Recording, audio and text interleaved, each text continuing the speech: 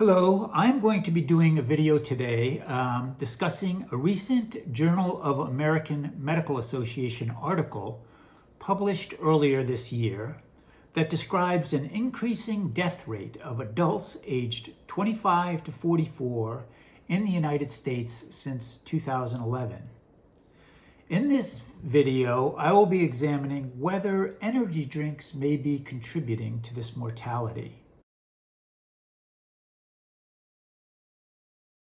Hi, my name is Tim Rand, and I have a YouTube channel describing the harmful effects of energy drinks, and I show a gradual withdrawal method I developed. I call it the T-30 method to get off of them. I also have a whole health protocol I've developed that includes quitting caffeine, limiting sugar, weekly fasts, and a variety of other elements. These can all be found on my channel page. Now let's get to this very interesting article that was published in the Journal of American Medical Association on January 31st, 2025. The basic conclusion of the article is that there has been a significant increase in mortality in the 24 to 45 age group in the United States from 2011 to 2023. Compared to a benchmark period from 1999 to 2011. Okay, let me first show a screenshot of the article, and I will also put a link to the whole article in the description field. Now, you can just click the link in the description field. The article itself is actually quite short. It's just like 3 pages and is an easy read and has a couple of nice charts in here. Now let me just show a key chart from the article that shows the excess mortality rate for each year broken into cause of death.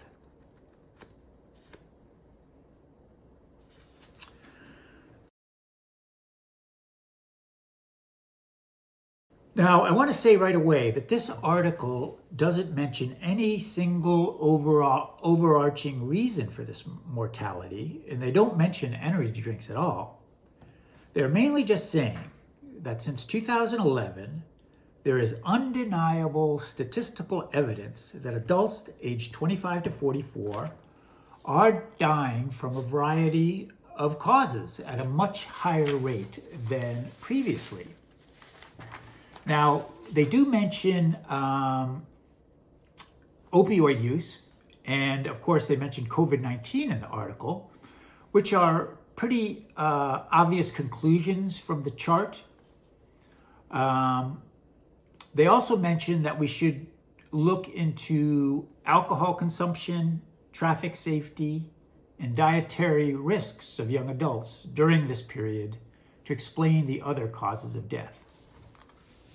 Now, as you can see from the chart, the yellow are excess drug overdoses and the blue is COVID-19. So you can see that makes up a lot of the chart, but there are many other things there, which I'll be discussing now. Okay, first let's talk about the scale of the problem. Okay, to get an idea of the scale of the problem, in 2023, the last bar on that chart, that represents 71,124 excess deaths in the US, which is a 70% increase compared to 1999 to 2011 period. In other words, almost twice as many people are dying than would be expected in this demographic. Which amounts to almost 200 excess deaths per day. More than 1,000 people a week are dying more than expected. And remember, this is just for this single demographic, age 25 to 44, and only in the United States, not for the world in general. And the United States is only 5% of the population of the world. Clearly, this is a major health crisis that has crept up on us in the last 15 years that needs addressing. Okay, now there were several major health events that were taking place during this period. First, of course, there was the COVID pandemic, represented by the blue in the chart. Second, there was the vaccine rollout in 2021. Both of these, however, would have no impact on the increases before 2020. And you can see there was an accelerating problem before 2020. Okay, third, and very importantly, there was the fentanyl and methamphetamine drug crisis, which would explain much of the yellow in that chart. But notice also that there are many other causes of death that have ramped up since 2011, other than drug overdoses and COVID, which is kind of puzzling. Okay, perhaps the other causes of death are just a byproduct of the drug problems, which could very well be. But I would like to propose that the rapid growth of the energy drink market also occurred during this period and may have contributed to some of these problems. Whereas fentanyl and meth are obviously more potent drugs than energy drinks, I think the energy drink market is much more pervasive. They're everywhere. So let me show now a chart of the growth of the energy drink market.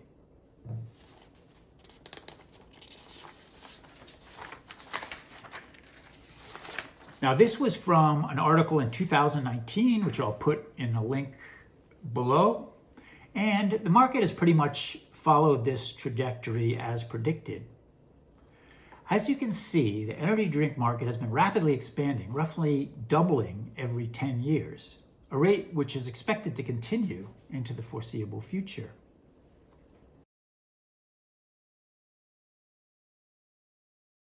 Now, what are the reasons I think energy drinks may be contributing to this excess mortality?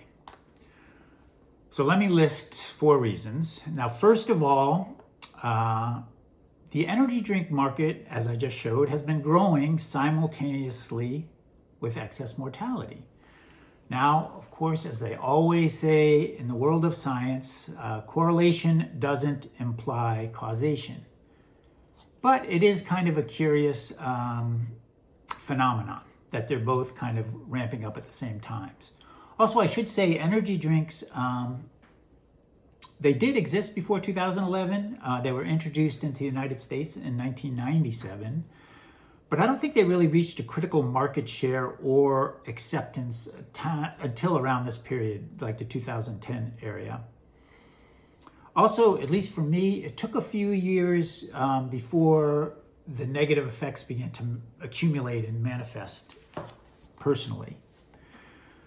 Okay, second of all, many of the causes of death could be explained by the excess caffeine and excess sugar found in energy drinks, both, major features of energy drinks. So these could possibly explain some of the other causes of death other than drug poisoning and COVID that are shown on the chart.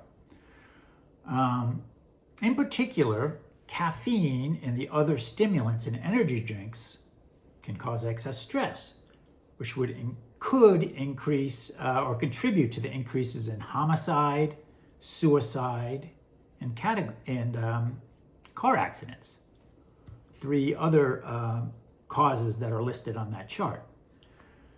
Also, the excess sugar in energy drinks could be contributing to the deaths in the endocrine, nutritional, and metabolic category.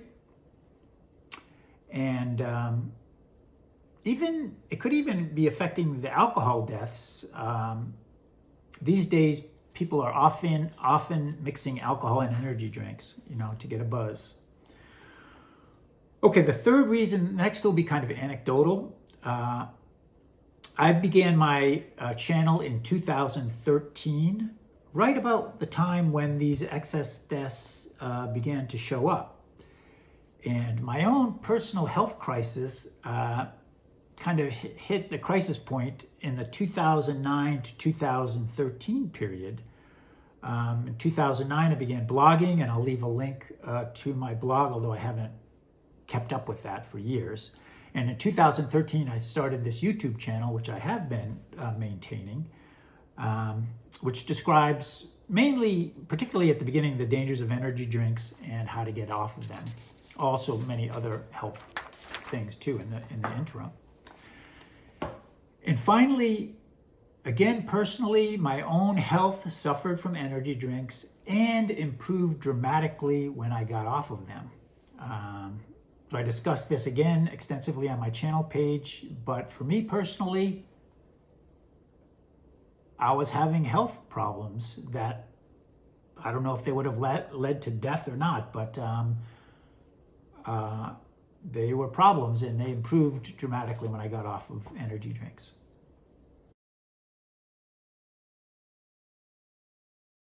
So now, in fairness, and I'm just proposing this. It may not be true, okay? I'm just saying this. In that article, they said we should be examining, the causes for this. So I'm proposing this as a potential cause. But I could be wrong. So I'm going to say some reasons why the chart may not reflect the influence of energy drinks. Which if it doesn't, that's fine too. I'm just proposing this. Okay, first of all, you could say that COVID and the fentanyl epidemics could explain the lion's share of that chart, which could very well be. I would say the biggest stories for anyone in the United States and the media over the past 15 years has been starting off the drug overdoses, and particularly fentanyl. Since about 2010 is when they really did start kicking in. And COVID since about 2020. So it could be the ancillary effects of these epidemics could explain some of those other unexplained causes. So I just want to throw that out there. Second of all, other factors could be explaining these excess deaths. So there could be many unrelated things that are still to be determined that are contributing to these deaths. For example, in the article, in addition to COVID and the drug epidemics, they mention alcohol consumption, traffic safety, dietary risks should be examined. Also, just in general, there's no limit to the amount of things you hear.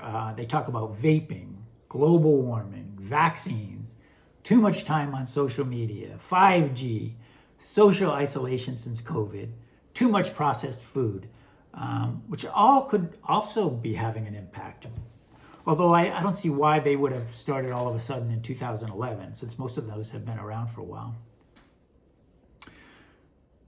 And a final reason to doubt my whole thesis here is that my own problems with energy drinks, and I did have them, and I discussed them in my channel, they could be unique to me. It could be, and I think it's kind of true, that I have an oversensitivity to energy drinks. And I will say I am kind of sensitive to many foods and drugs and medicines. So it could just be a unique problem to me. Although actually I don't think so. I think it will affect many other people. But anyway, I just wanted to list those three reasons to doubt this thesis.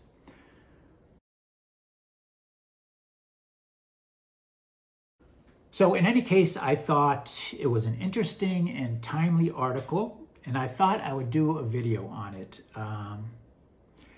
Also, it seems like, at least in the United States, we're slowly getting a hold on both the drug problem and the COVID problem.